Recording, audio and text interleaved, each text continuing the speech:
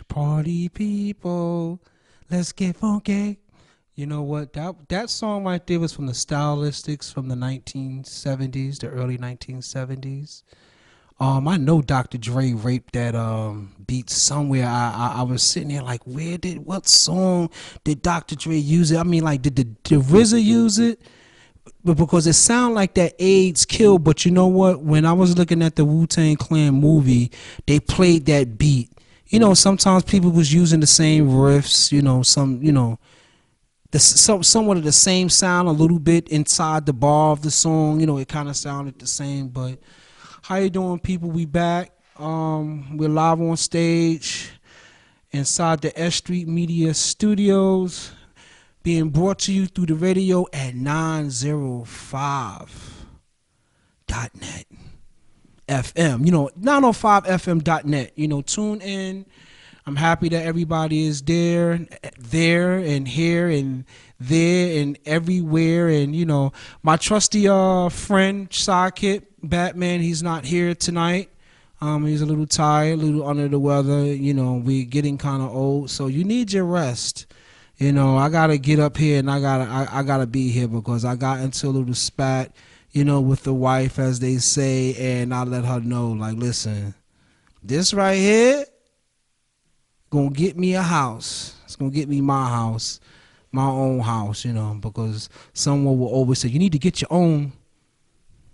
You know, I know what you mean, Mama. I really do, but don't forget I'm holding that house down too. In any case, what's going on in the news? You know what? Donald Trump got booed at the baseball game inside Washington. That's kind of unexpected a little bit. I'm not gonna lie. I would have thought that Mr. Trump would have got a little bit more of a cheer. It's like you're in Washington looking at the Washington Nationals you know, losing that game yesterday against the Houston Astros. Also, the news came out that the United States finally caught one of Saddam Hussein's cousins that was part of Saddam Hussein's tribe. This is the guy that formed ISIS after, you know, when Baghdad fell, when Iraq fell, you know, they just killed him, you know, on a kill mission. But I'm going to say this. Sometimes when the United States has been in those little conflicts and it's like election time is about to come because Donald Trump is up for re-election next year and he's going to need some things to show and prove that he could get back in, because, you know, George Bush, which I like George W. Bush, and I'm going to touch on why I like George W. Bush. You know, even though he signed the most death warrants, death executions in the state of Texas, which we already know that the Negroes are the ones that caught, you know, the backwind of that. But you know what? I remember when George Bush was up for re-election, that would be during like 2004. And they will always have the terror alert. And him and Dick Cheney and Donald Rumsfeld and Condoleezza Rice was there, and Colin Powell and all of them, you know.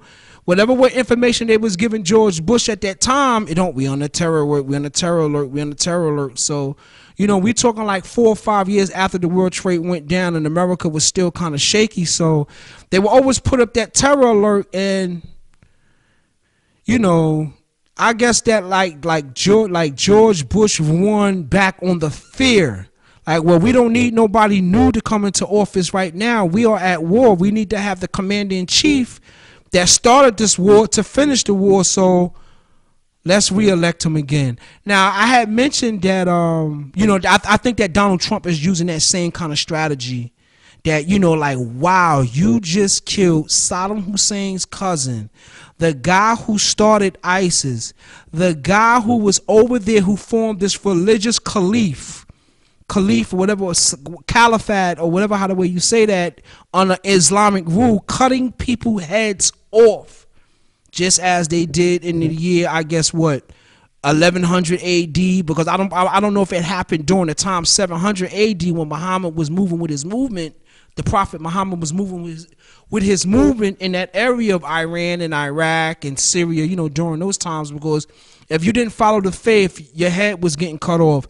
Even all the way through Africa, your head was getting cut off if you didn't follow what, you know, what the Arabs was, you know, what what they was pushing out at the time. But you know, I took off today, and I thought tomorrow was election day, and I'm like, oh man, next week is election day.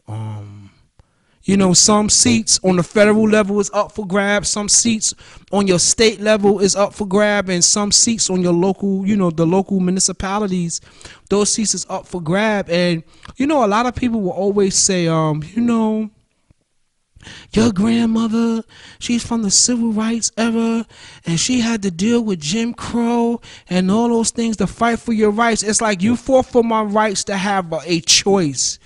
Just because, you know, in this version, the devil comes in the same color as I and has woolly hair as I, whose skin is burnt like burnt like the skin of bronze as I, that still don't mean that I'm supposed to give you my vote because you're black and you ain't doing nothing. You're not doing anything for Brownsville because gentrification has already taken its course.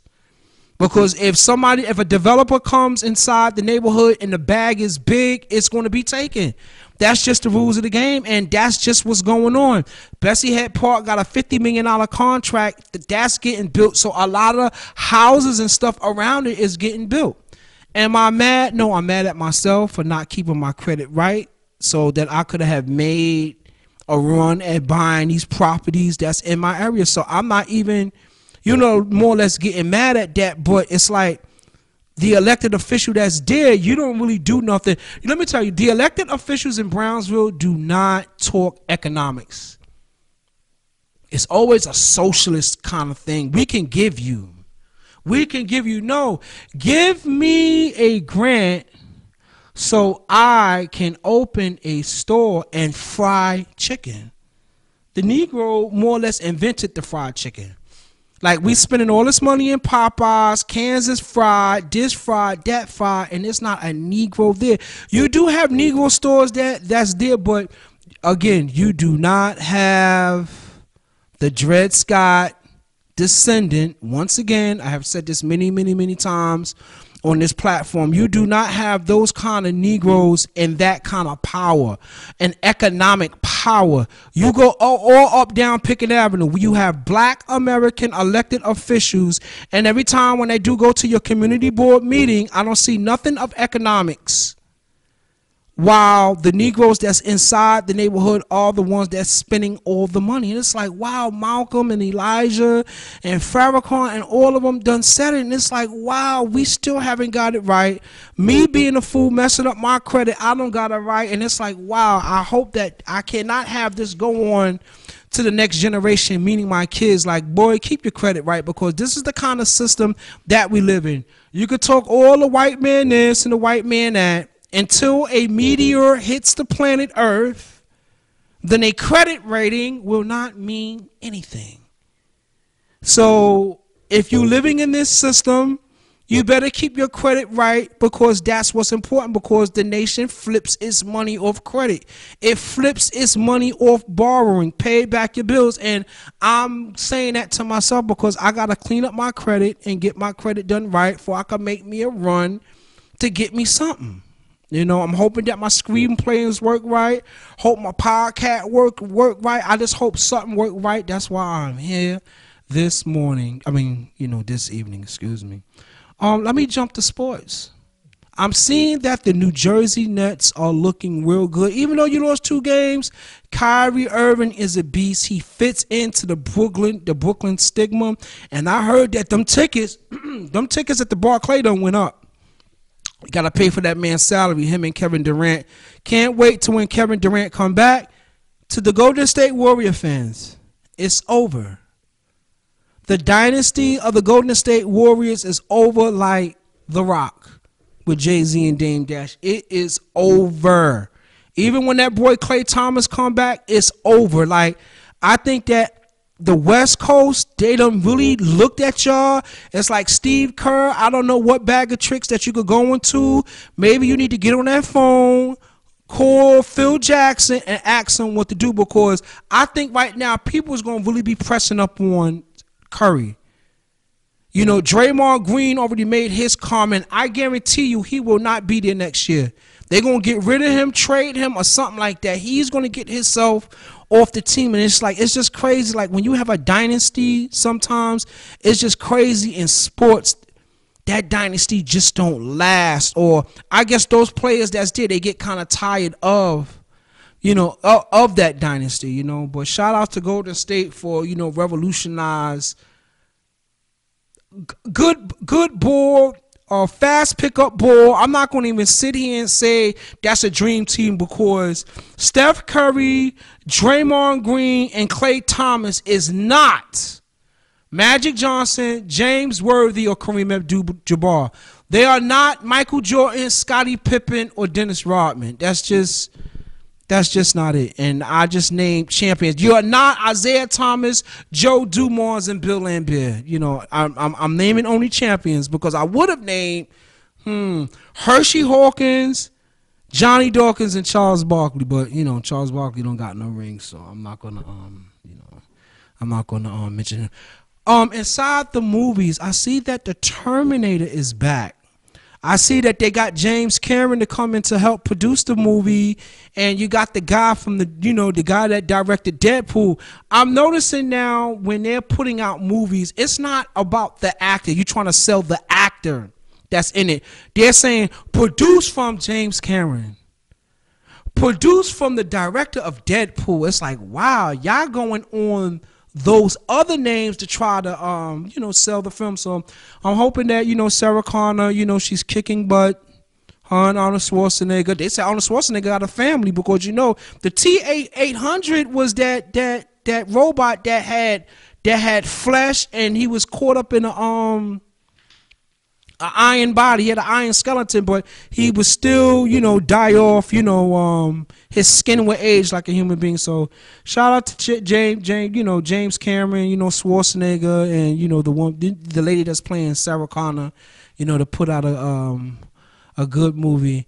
I see Eddie Murphy's on his comeback. He's on Netflix right now with the Dolomite thing that's going on, because Dolomite, I think, is a story that needed to be told. Rather, it was I guess you call it a B-list artist, or he put out B-list movies, but he put out movies. People notice who he was, and it's a movie about him. And shout out to Eddie Murphy making his comeback. I don't know that if you got Keenan Ivory Wayans, writing your jokes, because Keenan Ivory Wayans was the one, and Robert Townsend. Keenan Ivory Wayans and Robert Townsend and Arsenio Hall really helped Eddie Murphy after him leaving Saturday Night Live. Not more or less in the movies, but those comedy specials. It was delirious and it was raw. And that was the little clan that was rolling, back in the day. So shout out to them.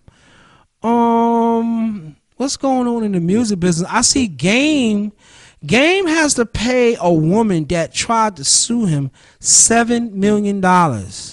And they saying that Game is kind of like hiding his assets, or he kind of changed the name in his house, and he don't have his name on his house anymore because he got a $7 million judgment.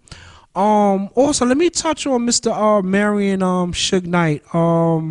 I see that they mentioned that he got this default judgment voided, because they said that the lady that sued him, Harry O's wife, the bounty hunter blood guy, his wife sued Suge Knight, but she failed to mention that she had filed for bankruptcy before. And I guess over there in the state of California, if you file for bankruptcy, how you gonna bankrupt somebody else? Because you was already actually paid $1 million for what monies that Harry O gave up at the time to launch Death Row. And it's crazy. It's like, yo, why would Suge had to have that seed money? But they said Suge, yes, he did. He did take that money.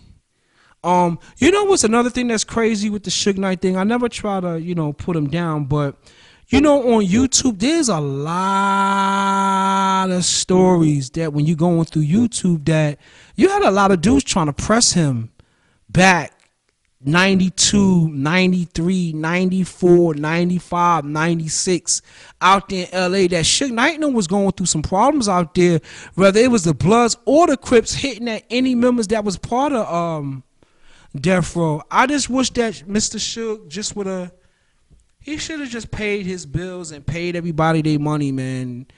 And I think that everything would have been a happy camp, as well as over here with Bad Boy, with Puff Daddy. Like, wow, like you didn't have to take all the money. You could have left some people with something. A lot of people's lives got, you know, messed up. And I'm gonna say this, I want to send my prayers to souls and spirits of Nate Dogg for helping Death Row with the Death Row sound, and sure enough, Craig Mack.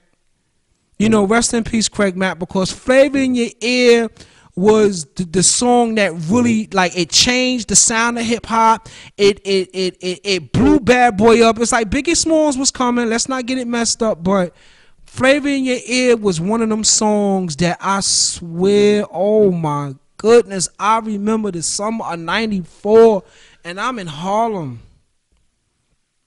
and I'm walking past the Apollo Theater, and you hearing boom, boom, boom, boom, boom, and you hearing it. It's like, yo, where's this sound coming from? And you know how them Harlem dudes, they love to ball out. The dude had that he had a Lexus SC400, and it was cut.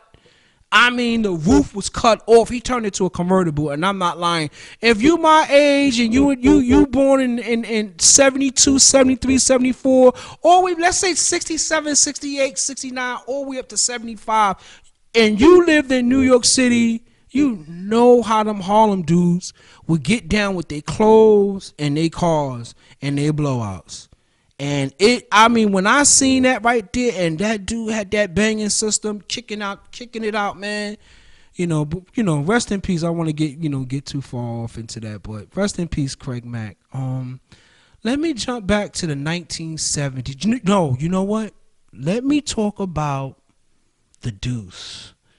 When I get home tonight, I'm looking at my show on HBO, The Deuce, and tonight is the night. Today is Monday night. Tonight, the show is over. It's the series finale. And I mean, for anybody that has not seen it, and while this show is on demand on HBO, it's 3 seasons. I think it's about maybe 8 to 9 episodes a season. It's not like it's long, an hour long, but it's just the fact, yo, if you, like I said, you born in them 64, I mean, even if you born all the way back from 53 all the way to 78, 79, to have that feel on going to 42nd Street, looking at the new women, looking at the prostitutes, looking at the pimps, looking at the peep shows, X-rated movies, kung fu movies, people smoking crack in the movie theater, smoking cigarettes, smoking weed, shooting dope. But it was something that just was so beautiful, like something, I guess, so ugly. It just was so fascinating to see. That's why you had so many people running away from their homes just to get to 42nd Street. The way 42nd Street look now, it looks phenomenal. It's a billion times different.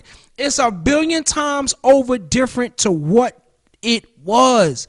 And I'm gonna tell you, when AIDS hit, 42nd Street was ground zero to it. Rather from 42nd Street shooting its way back down to Chelsea, or 42nd Street shooting its way back up to Hell's Kitchen. Like, there was a lot of sexually transmitted diseases that was going on. And when you look at the Deuce, you actually see the story right now is taking place about 85, 86, 87. And you're starting to see the beginning stages of private people influence on government. And yo, we need to clean this up for Disney to make it come through. It's just the fact that they already knew, well, we're not going to be able to do this with these Democratic mayors. We're not going to be able to do this with these liberal mayors. Believe me, there was a lot of private money that went into Giuliani's campaign because Giuliani was conservative. Rudolph Giuliani was a United States prosecutor. Rudolph Giuliani put a lot of mobsters in jail. Rudolph Giuliani put a lot of Wall Street people in jail. Michael Milken, that was like one of the first big time names of Wall Street fraud and savings and loan, this and that and this. And there was another black guy that was in the mix too that stole some money, and he put away definitely the crack dealer. He was getting it. If he was able to catch you up on a federal charge, a crack dealer at that time, and Ronald Reagan and them came with their laws about 88, 89 after Reagan left, and George Bush came out with his version of that crack cocaine law, and you had Giuliani, the United States District Attorney, and he became mayor of New York and took the 38 guns out the cops' hand and put Glocks. The New York City cop had Glocks before they had regular knives. He put Glocks in their hand, and he merged the police force. You had housing police, you had transit police, and you had regular police. And he got rid of 2 of those other commissioners and merged the force. And he swept up 42nd Street for it to get built. Like I said, if you was down there, 42nd Street, 92, 93, 94, 95, 96, 97, you seen it happen. You seen strip joint by strip joint, peephole by peephole, movie theater by movie theater got closed down. I was there because I was working security in the show world. There was some fine women in the show world stripping. But back to the Deuce, I'm kind of going off with the Deuce, but it's like they actually showing people catching AIDS. And you know, like you're seeing like the gay men. The gay men is getting hit with the disease hard right now. Real, you know, I mean, just devastating. And you got a few other people that's heterosexual men. They're starting to catch on to it because maybe they slipped up, did something wrong, did the okey doke, and you starting to see the transmission of sexually transmitted diseases, you know, make its make its run. And I'm so happy today, and I'm going to say it again. I'm going to say it again. I'm going to say it again. So many lives was affected by that disease, and I'm just so happy today that they have this medication, which I get kind of angry looking at the commercial because, you know, I took off today. I was kind of tired, and they really, I swear, they really target HIV medication to black. No, I'm going to get to black women last. The black man, whether he's gay or heterosexual, the gay white man, and run the rest of the commercial for the black American woman. Like, wow, those are the only 3 that gets AIDS. Nobody else don't get AIDS. Nobody on Central Park, East or West, nobody up there and catch AIDS. That's a lie because you came up into Harlem to buy drugs and you met a prostitute and you got it. Because I know for a fact through some inside information that when the epidemiologists would go around and collect some of those results, those doctors wasn't letting it be known that, you know, these people got HIV. I mean, maybe the state know because the lab got to report it to the state, but the doctor, they wasn't reporting it like that. But, you know, rest in peace all to that. What's going on in, I done covered politics, I done covered sports. I done covered my neighborhood. Well, you know, when we talk about myself, well, today I have 3 years, 363 more days left before I retire. And I'm counting it down day by day. I've been counting these days down, I think, since in the 5th year. I think maybe 5th, the 6th year going into the 5th year. I just count the days down, and at the job, I put an X on those calendars. Like, I'm just marking that day down, which I'll probably stay a little bit longer to make sure my time is solidified. I plan on going back to school. I want to finish up my degree in political science, which I only got 7 classes. That's about, give or take, about 28 credits at Brooklyn College, which I know is maybe 2 4-credited classes, and the rest is just 3 credited classes. I was so happy that I took my math in my English classes and stuff like that. You know, those classes. But you know what I want to say? One thing about going to college, and I even tell my kids, when y'all get to college, before you get your bachelor's degree, you're going to have to go through some of the most racialist learning ever, I think. Your English literature class is racist. Your world history class racist. It's like all these people, Hobbes, the Great Leviathan, even the Machiavelli guy. I know when I read some of that Machiavelli stuff, it's something in there that the barbers of Africa, they're savages. Like, we're just known as just being savage. You know, I say, in the nature of man, period, if the mountain, they always talk about, you know, according to the 5% or any other ideology or any other thing written, how the way that Neanderthal man, he comes back down from the mountain, or Musa or Moses went up there in that mountain and civilized them. I think that even if there was a mountain in Africa, let's just say that the blacks was chased out of Europe into the African mountains, how the way, and chased across that hot Arabian desert, as they say, and chased up into the African mountains. I think that the Africans would have still came back down with some swords and would have came up there and dominated them. Or it would have happened vice versa. It's just in the nature of man to dominate. No different than a 5%er, or, you know what I'm saying? Not saying a 5%er, no different than any guy on the block. This is my block. You can't pump here. I'm shooting everybody. Or this is my country. Do not cross my border. I'm shooting everybody. I'm a religious guy, and this is the way religion is supposed to be practiced. You pray 5 times a day to the east this way. You women, you better cover yourselves. It's just in the nature of all mankind to be dominant. I mean, Idi Amin, he did it.